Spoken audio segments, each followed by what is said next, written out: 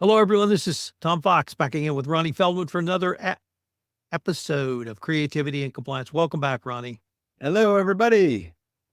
Ronnie, today I wanted to maybe take a little bit of a deeper dive into the weeds on a compliance topic, and that's the ethics ambassador.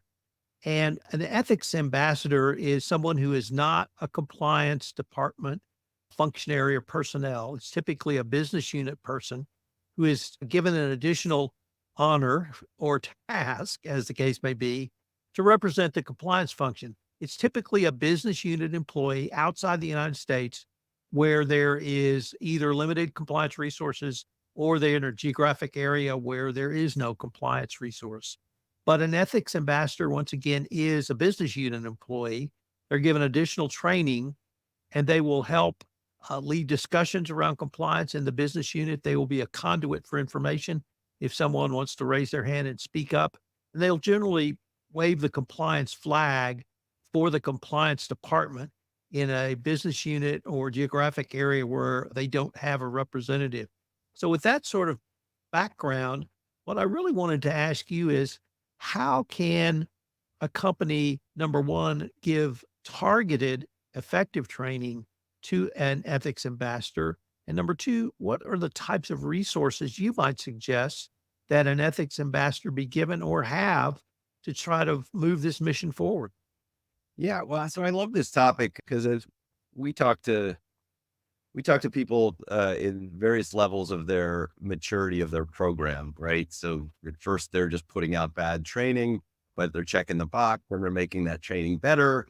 And then they're starting to add in communications between training, and then they're trying to make all that stuff more fun and interesting. Like these are all things that help make your program more mature and successful.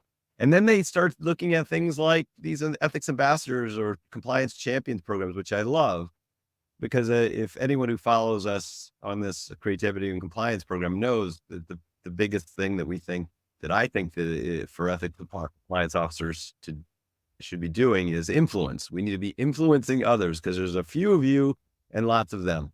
So the ethics and compliance ambassadors programs and the compliance champions are great ways to be embedded within the business.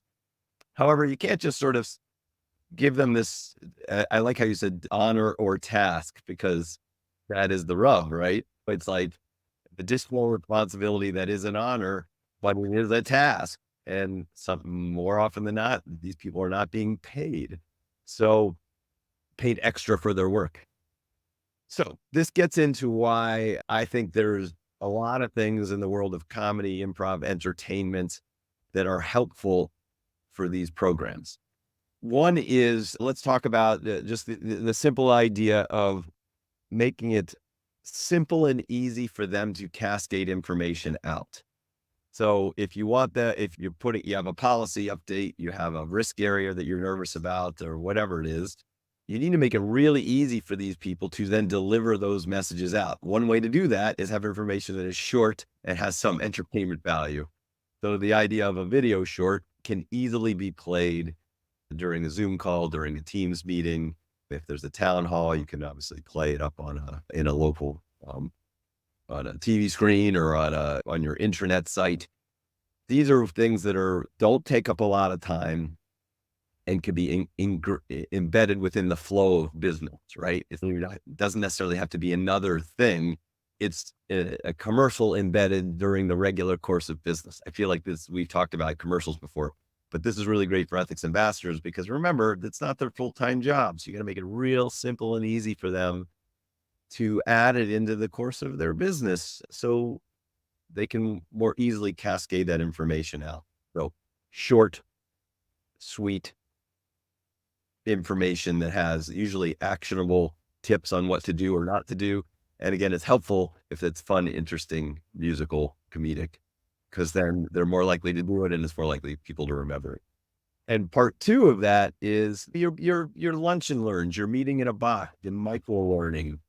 So to me, this is typically a short, fun video or fun, interesting quiz or some fun, interesting piece of information that gets attention.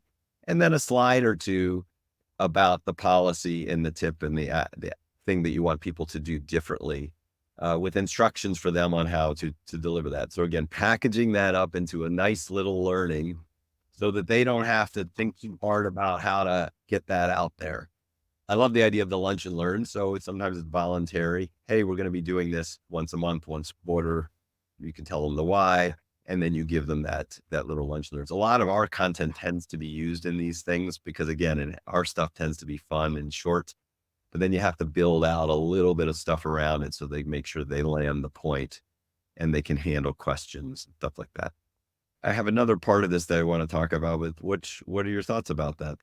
Let me pick up on a couple of words you used. One is going to be very familiar to the compliance professionals listening. One may not be as much. The first is influence. And it struck me in listening to you, Ronnie, that the influence might work on several levels. One might be the influence of certainly the ethics ambassador, but also the influence of the broader compliance function or compliance department. And you're increasing your influence through utilizing a real person, a local asset, a business unit employee to help spread the word about compliance. But the second word was packaging. And Mm. I don't think I've ever heard anyone in compliance talk about packaging. Now, maybe if they're talking about supply chain, but not packaging. So I'd really like to explore that term and how compliance professionals need to actually rethink around packaging, not what simply their message is, but how are they putting that together in a multiple of ways. So one of the examples you gave was playing a video at a lunch and learn. That's packaging a video and packaging a live presentation together. There could be other ways of packaging, but I'd like to really explore the concept of packaging for the compliance professional and how you see that can actually extend influence if I can double dip here. No, sure. Well, yeah, agreed. I think I like the way you phrase that. I think it's actually pretty important because most programs start with I'm going to deliver training, right? I'm doing it. The department is delivering it. But I don't know. I had it all when I first started my first job. I had Tom when I was back before I ever did improv and comedy. Was I was a business consultant doing stuff in the healthcare industry, and I had a mentor, and he would always say. I was the youngest person by far with all these partners, and they would always say, "Hey, see one, do one, teach one." So I'm gonna do this presentation. You're gonna do it next time, and then you're gonna teach the next person how to do this. And I think that applies here now that I think about it, because so compliance programs are delivering training, but what's more effective is if you can get others to deliver that training. Others, the business leaders, or in this case, ethics ambassadors, who are often business leaders in the business, to deliver that training. So your job becomes, how can I package this up in a way that makes it really easy for them to deliver that? And makes them look good. Another improv tenet is make your partners look good and they will make you look good.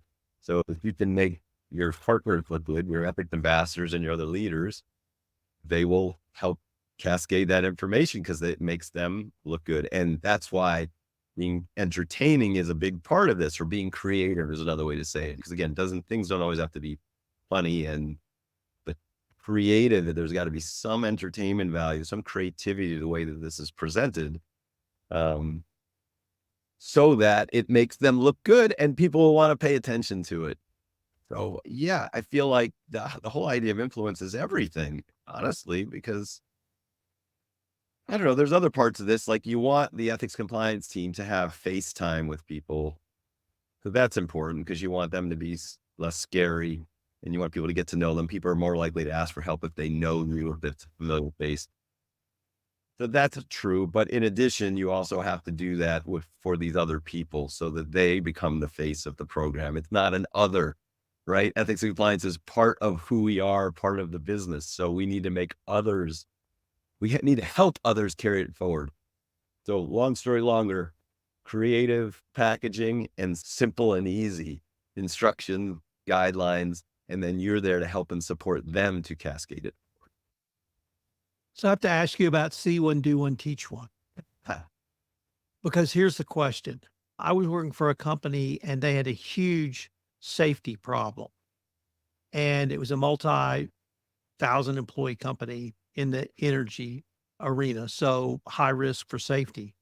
And what they did was the head of safety trained the CEO on safety and gave him a little notebook as the gift for his training. The CEO's job was to train his direct reports Mhm. on that notebook, and it literally cascaded down through the entire company. And it was about a 30-minute program, so it wasn't a huge time ask, but it did several things. One was everyone knew the CEO had received the training and pushed it down, so that communicated that it was important to the CEO. But 2, having your superior, your direct boss train you, actually people listen more. And one of the reasons was, I don't want to say intimacy, but familiarity with that person. But also it communicated, "Hey, it's important to my boss. Maybe it ought to be important to me." And 3 was the technical subject matter, because they had to make sure it could be communicated all the way down to the lowest levels of the company. So it couldn't be too sophisticated. And over a year, they were able to dramatically reduce their injury lost time incidents, and that's I learned this was maybe 27 or '08 when I heard about this, and I thought that's way too sophisticated for our compliance program right now. But I've always thought that model would work, and then here you are talking about it as an improv technique. So I wanted to ask you, is what I described what you described? Well, yeah, that's right, and look, it's a great example, right? Like, that because, again, it goes back to why it has to be simple and have some positivity associated with it, because if you force everyone to train the trainer, like, "I'm gonna train this person, train," and it becomes a hassle and a pain in the ass, then they'll either won't do it or they'll do it with an eye roll, and then that completely undermines your effort. So that's why you have to have um, something to it that again makes your partners look good. You have to have buy-in from leadership. We always talk about tone at the top, mood in the middle, all those things. So that's a given. So you have to influence your leadership if that's a struggle, right? You have to influence them on, hey, this is a maybe we don't talk about compliance. We talk about culture and values and principle based, and we want to do the right things, and we're here to help and support you. And you have to do all that kind of work to influence leaders and then train them and then get them to obviously train others. Ethics ambassadors is a version of what we're just talking about, right? It's people embedded in the business. Another quick thing I want to mention though is you talked about it being a task and an honor. Again, these people, if they're not being paid extra for it, you have to give them a reward, right? You have to be rewarded for this effort. And one of the ways to reward them is to make them look good. There's is there anything else you want to say about that? I want to pivot to talk about one little other aspect of No, that. yeah, let's go to your next point.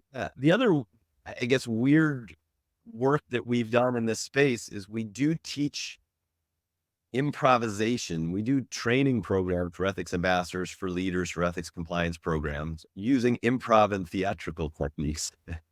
And the thought behind that is that you've got these people embedded in the business. You're asking to do this task that can be kind of hard. You want them to listen up, to be an ear for like people who want to speak up, and you want to encourage that speak up behavior. But there are some skills associated with that, right? Like to encourage people to do that and to make sure that they know about the resources that are available and can provide the proper advice and guidance. So there's some skills that you'd like these people to have, and we often, I think, set up these programs and put them there and don't give them any training. And so one of the ways to give these people both training and reward is through improvisation. Now, to be clear, when I talk about improvisation, I talk about the skills that an improviser has, improv being making things up off the top of your head without a script, which is usually used in comedy and theater, right? Whose line is it anyway? Stuff like that. And what we've done is we've taken all the skills that improvisers have, which has a really interesting tie into psychological safety, and have a series of exercises that we put people through, interactive exercises, role plays, small group discussions, things like that teaches people skills about using good word choice and body language to make yourself more positive and approachable. So we've all heard ourselves saying things like people won't go to the office of no. You'd be surprised how often people use the word no as a reflex, particularly around weighty subjects. So we want to teach people the concept of yes and how to affirm and build on the ideas of others. So for an ethics ambassador, there's certain language that you can use that will be less scary for people. That when they ask you a question, you'll go, "No, you can't do that." Like you want to reward them for coming to you. You say, "Ah, that's interesting. I hear that. That sounds like a tricky situation. Let's talk about some of the ways that we might address that." Is a yes and way of addressing kind of a complex thing. You'd be surprised how many people just start their sentence with no. So there are little techniques like that, little word choice and body language that we can actually provide to ethics ambassadors, to leaders, to ethics compliance professionals that actually make them less scary and on very subtle ways about communication, collaboration, agility can help them encourage this sort of speak up culture. And the last part about it is it's pretty fun. It's like a fun, weird theatrical games and stuff like that. So it becomes reward too. If you're getting these people together for a training, it's a fun way to kind of reinforce those soft skills. Well, this has really been an interesting exploration, and I'm going to go back to one of the questions I posed based on one of the words you gave me, which was influence. Really strikes me, Ronnie, that as important as an ethics ambassador is personally, it may be the program itself that's more important because I can just see compliance function exponentially expanding out their influence through using this, having regular employees, not Dr. Knows from the land of knows, saying no, saying, "How can I help?" Or "Let me see what I can do for you." Or "Yeah, I understand the problem. Let me see if I can explain it to those guys in corporate and get them to see what the real issue is here." So it really strikes me now in listening to this recording, you can really expand your influence as a compliance function through the use of the ethics ambassador program, and you'll have literally a representative on the ground. Yeah. Well, and to me, the takeaway from this, Tom, is so if you're thinking about these programs, there's other companies that'll help you set that up, or you can do that internally. But I think the idea of arming these people for success and the ways to do that is when you have the opportunity to give them some additional training that is sometimes reward. I know we're wrapping up, but like we've even done like these little online talk shows sometimes that where we like to reward them, we give them FaceTime with the broader organization by interviewing them and whatever. But give them some tools and resources to help them cascade information out, simple creativity, and give them training that helps them listen up and be better communicators and do that in a way that's fun will both be rewarding for them and helps expand your influence.